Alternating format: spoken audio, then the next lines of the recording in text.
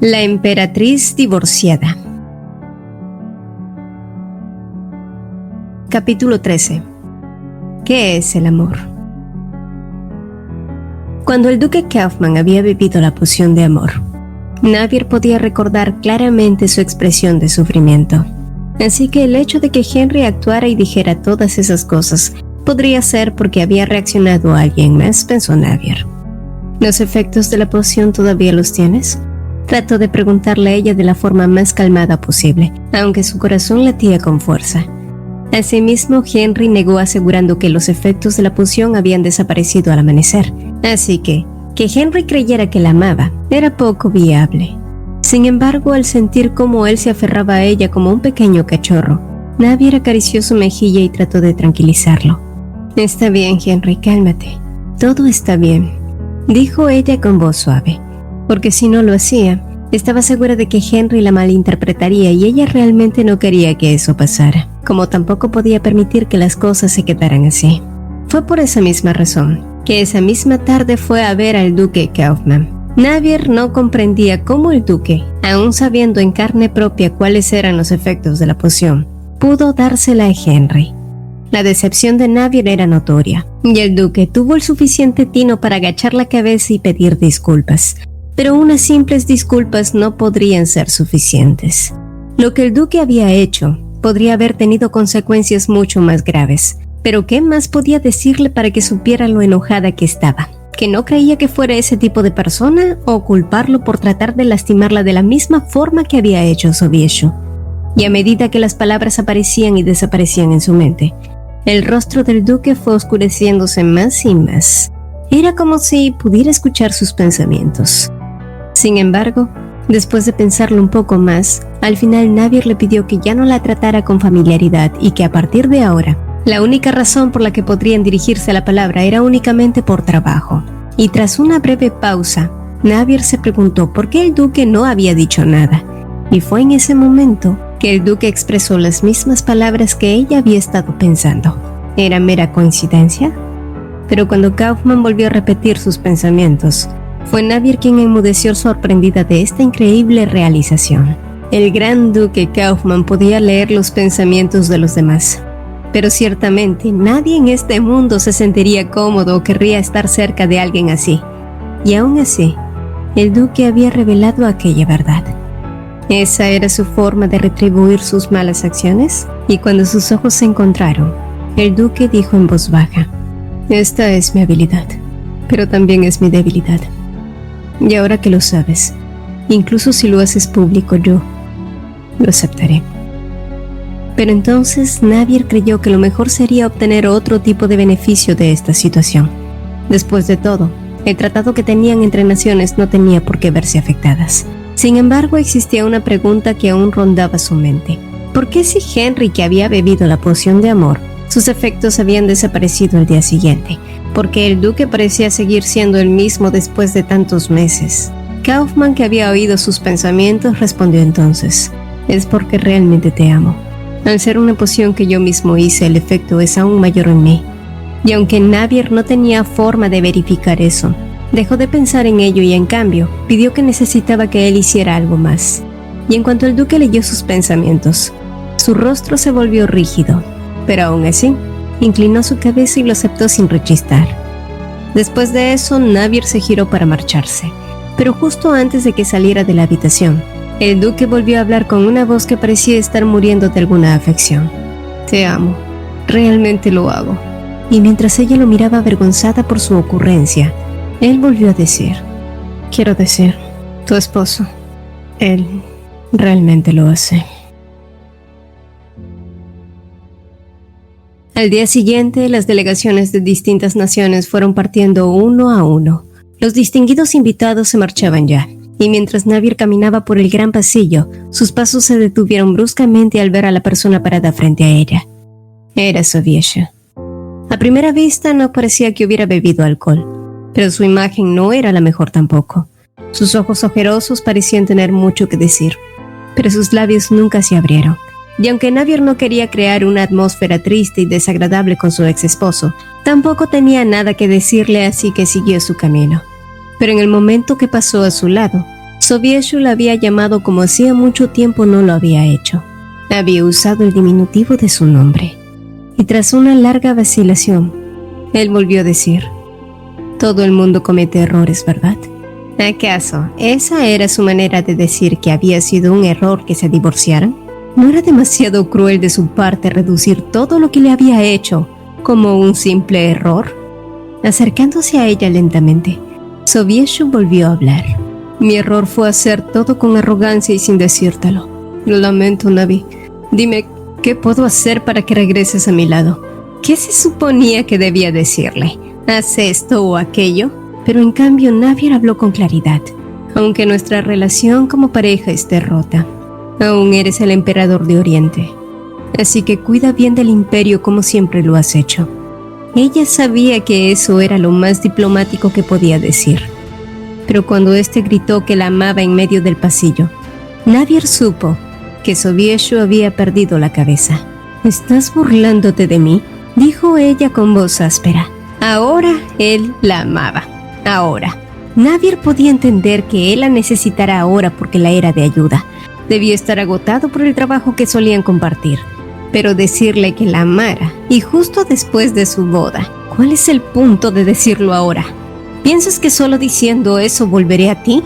Pero la respuesta de él fue mucho peor de lo que esperaba. Quería que supieras lo idiota que fue tu ex esposo, que te dejó con arrogancia y luego se arrepintió al instante, que se dio cuenta de sus verdaderos sentimientos demasiado tarde. Así que nuestro divorcio, puedes convertirlo en algo con lo que puedas reírte. Mirándolo fijamente, Navier sintió cómo la humedad se derramaba fuera de ella y cada momento de humillación, rabia e impotencia que vivió a causa de él regresaron a ella vívidamente. Navier no quería verse débil ante Sobieshu, pero las lágrimas no dejaban de brotar, porque aunque el matrimonio que ambos tuvieron no había sido un matrimonio con amor, ella siempre había creído que Sobieshu había sido su amigo. Pero incluso él había sido capaz de darle la espalda y abandonarla. ¿Cómo pudiste hacerme esto?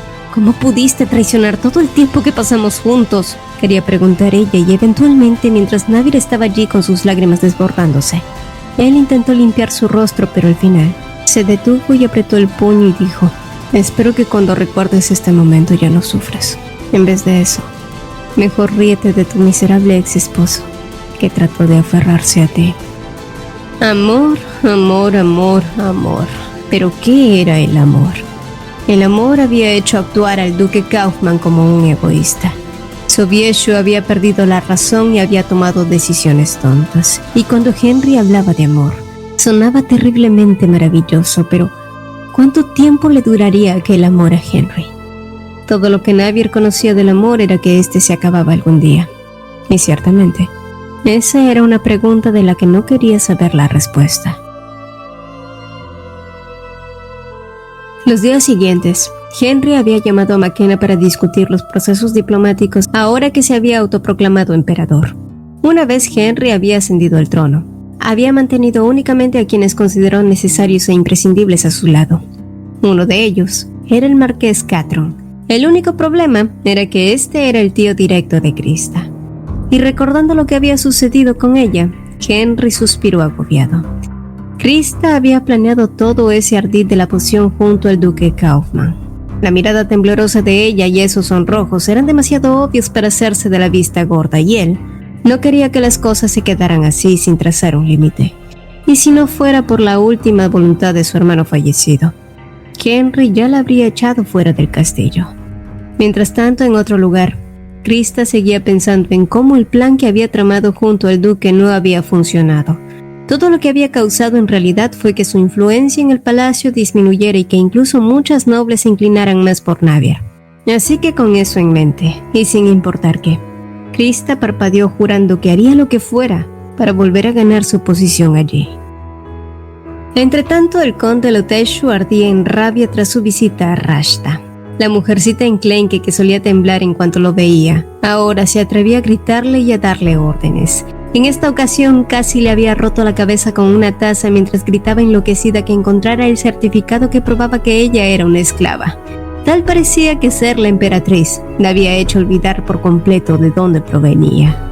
Pero ya le haría recordar sus orígenes, pues una vez llegó a su casa, ordenó a su hijo Alan a que alistara el bebé en sus brazos y le ordenó que pidiera una audiencia con los emperadores. Y a pesar de la renuencia de Alan, al final este accedió tras escuchar las palabras de su padre, quien pronto sonrió con malicia al ver cómo este se marchaba de allí. Al mismo tiempo, en otro lugar, Johansson miraba preocupado entre papeleos y con una mirada turbada. Había pasado mucho tiempo desde la última vez que supo algo de su hermana, quien regularmente enviaba cartas, y desde que ingresó a formar parte de las doncellas de la emperatriz Rashta, de pronto no tuvo más noticias. Pero su ansiedad se calmó solo un poco, porque sabía lo humilde que era la nueva emperatriz. Así que si podía pedir una audiencia con ella, seguro que podría averiguar cuál era el paradero de Deliz. Mientras tanto, Rashta también buscaba su certificado por su propia cuenta. Sin embargo, a donde sea que ella fuera, era reconocida, por lo que era difícil moverse en secreto de aquí a allá, ya sea en los pasillos o afuera. La gente siempre inclinaba la cabeza en modo de saludo. Ser la emperatriz en esos momentos era realmente molesto, pensó Rashta. No obstante, mientras caminaba por el camino que conducía al palacio principal, de repente un magnífico carruaje apareció y la pregunta de quién podría ser surgió. Mirando con desconfianza, Rashta entonces preguntó de quién se trataba la persona que venía dentro. Pero para su sorpresa, nadie respondió a cambio. Esa era una clara ofensa hacia ella. ¿Acaso no tienes modales? Sal ahora y preséntate, exigió Rashta enojada. Poco después, una joven que parecía tener la misma edad que Leveti salió del carruaje. Y antes de que Rashta le preguntara quién era, la niña la miró directamente como si la odiara con ojos tan fríos que la hicieron estremecerse. Y finalmente, la chica abrió los labios a regañadientas y dijo: «Tú no eres la emperatriz que conozco». Su voz llena de insatisfacción. Las palabras audaces, el descarado desprecio, solo avivaron la ira de Rashta, que dio un paso adelante para ponerla en su lugar. Pero justo en ese momento, el varón Lante llegó corriendo y anunció que la joven recién llegada era la señorita Evali, y era una invitada del emperador. A pesar de la conmoción y el evidente mal comportamiento de Evali, el varón la guió hasta la oficina de Sobieshu, quien ya la esperaba. Pero ¿por qué el emperador querría encontrarse con una joven como ella? Evali podría haber sido una maga prometedora, pero ahora, con la pérdida de su naná, no podría decirse que fuera alguien útil. Por otro lado, la chica tenía mala personalidad y si incluso se convertía en la nueva concubina, no sería de extrañar que fuera expulsada en poco tiempo. Esos pensamientos coincidieron con los de Evali, que también se preguntaba lo mismo. Y una vez llegaron ante la imponente puerta, Evali respiró hondo y entró. Pero tan pronto como sus pasos la llevaron dentro, ella dejó escapar un suspiro ahogado ante el aspecto de Sobieshu sentado solemnemente en su escritorio. Evali odiaba a Sobieshu porque gracias a él la persona que más admiraba y quería se había ido a un país extranjero. Pero el rostro de Sobieshu era todo lo opuesto a lo que ella creía. Nunca esperó ver a un hombre tan apuesto y radiante, ni mucho menos verlo a él esperándola con una sonrisa amable. De cualquier modo, como si volviera a sus sentidos, Evali preguntó sin rodeos, sin ningún tipo de modales: ¿para qué me llamó? He escuchado muchas cosas de camino aquí. Algunos dicen que me mandó a llamar porque he incurrido a la ira del emperador, dado que fui patrocinada por la emperatriz. Y otros dijeron que yo sería la segunda concubina. ¿Qué es verdad? Las audaces palabras de la chiquilla solo hicieron reír a Sobieshu, pero decidió aclarar sus dudas. Ninguno de los dos rumores es verdad. Primero, no podría odiar a la emperatriz incluso si ella te patrocinó como si no. Segundo, eres demasiado joven para ser mi concubina. La razón por la que te llamé es porque, como puedo apreciar, eres inteligente y talentosa. Y aunque hayas perdido tu maná, eso no significa que los conocimientos que adquiriste hayan desaparecido, ¿no es así? Lo que quiero es ayudarte, y al mismo tiempo aprovechar tu talento. Habiendo dicho eso, Evali pidió audazmente que también podía usar su tiempo libre para ayudar en otras tareas dentro del palacio. Y aunque eso podía prestarse a falsos rumores, a ella realmente no le importaba. Así que, pensando por un momento, Sobieshu le concedió aquello y pidió que le prepararan una habitación en el Palacio del Sur. 2 días después, en la sala de audiencias, los emperadores de Oriente estaban sentados uno al lado del otro. Una gran alfombra roja se extendía frente a ellos y una larga cola se alineaba en orden esperando su turno. Johansson esperaba pacientemente mientras veía cómo otro hombre delante de él trataba de calmar a un bebé que lloriqueaba estresado por la larga espera. Y por un momento, Johansson pensó que lo mejor sería si le quitara ese gorrito tan feo que debía estar molestándole aún más. Sin embargo, cuando el secretario anunció que era el turno de ambos para que entraran, ese pensamiento desapareció y se adentró junto al padre que cargaba a su bebé.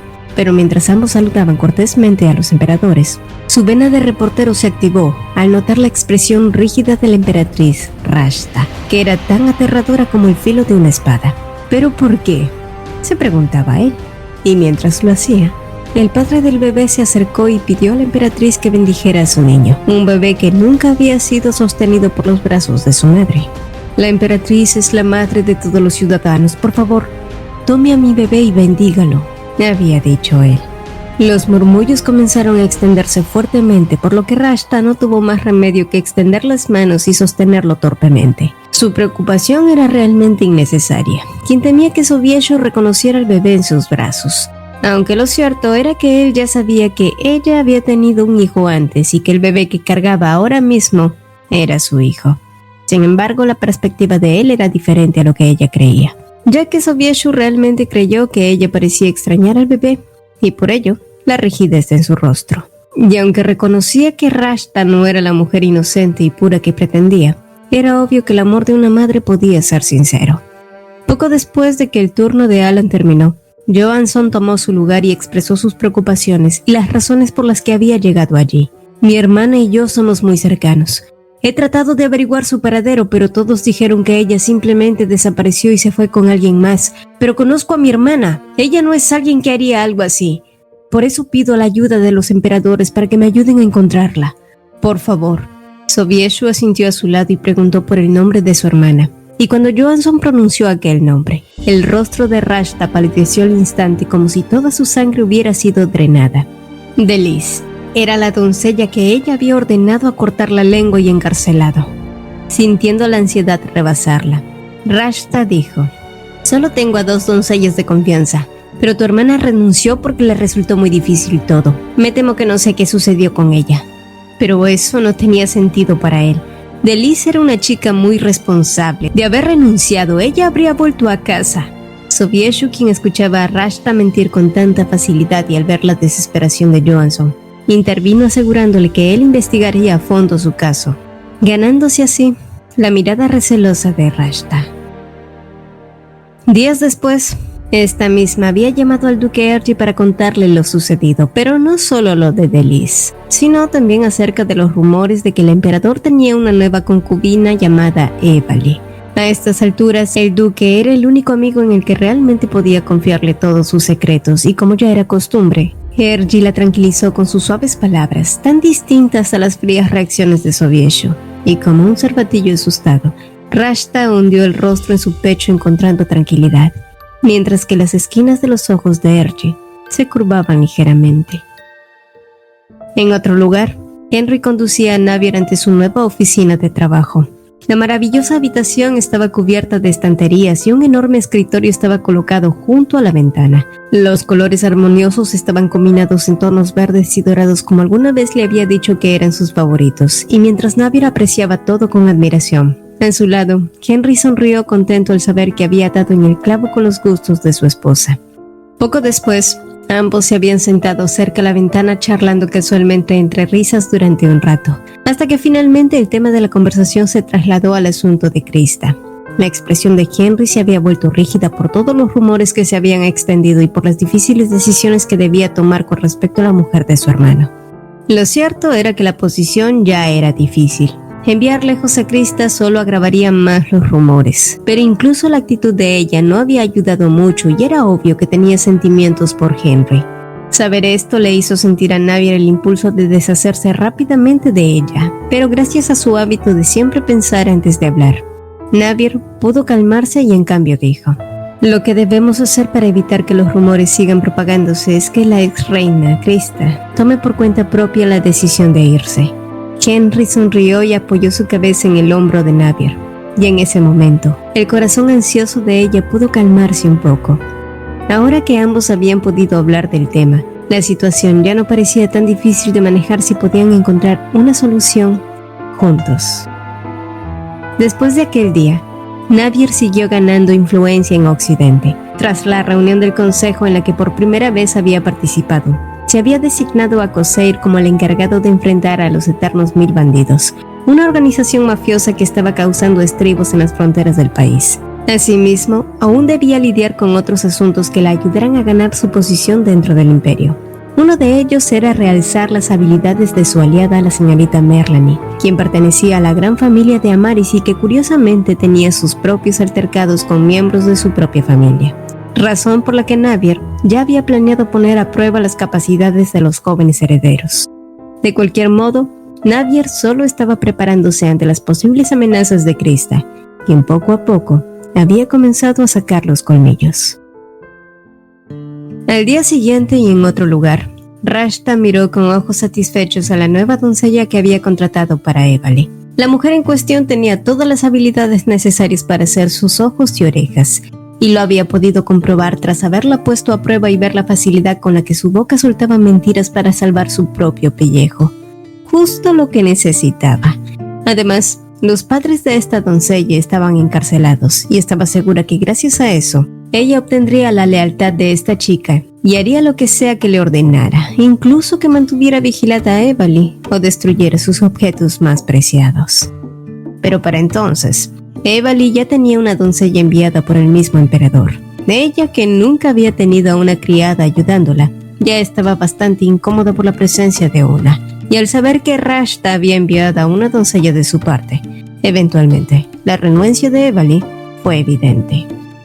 Sin embargo, las acciones de Rashta fueron volviéndose cada vez más descuidadas. Rashta creía que Sovieshchu se estaba volviendo cada vez más distante, y todo gracias a su nueva concubina. Por otro lado, sus padres falsos, que siempre eran amables y cariñosos con ella, e incluso la trataban muchas veces como una hija, resultaban a veces molestos en momentos como esos en los que ella necesitaba ser consolada, pero en cambio ellos seguían preguntando por aquella hermana desaparecida. Dios, ellos ni siquiera eran familia. No obstante, ya regañadientes, Rashta se obligó a decir algo que realmente no quería decir. No se preocupen, seguiré buscándola arduamente. Pero mientras ella decía eso, su mirada se desvió hacia un lado viendo cómo Evali pasaba justo por allí. La actitud de la chica, a pesar de su presencia, siguió siendo la misma y eso molestaba enormemente a Rashta. ¿Con qué derecho te pavoneas por aquí? Eres una chica grosera. Pero lejos de amedrentarse, Evali solo sonrió y soltó. No seas tan dura conmigo, hermana. ¿Hermana? ¿Cómo podría ella ser su hermana? La ira ardía dentro de Rashta y se enroscaba como una serpiente, sin recordar que las palabras que Evali le había dicho eran muy parecidas a las que alguna vez le había dicho a Navier. No obstante, antes de que Rashta pudiera refutar sus palabras, fue su padre falso quien se abalanzó sobre la muchacha, empujándola y llamándola insolente ante su comportamiento frente a la emperatriz. A su lado, su esposa también insultó a Evali con frialdad.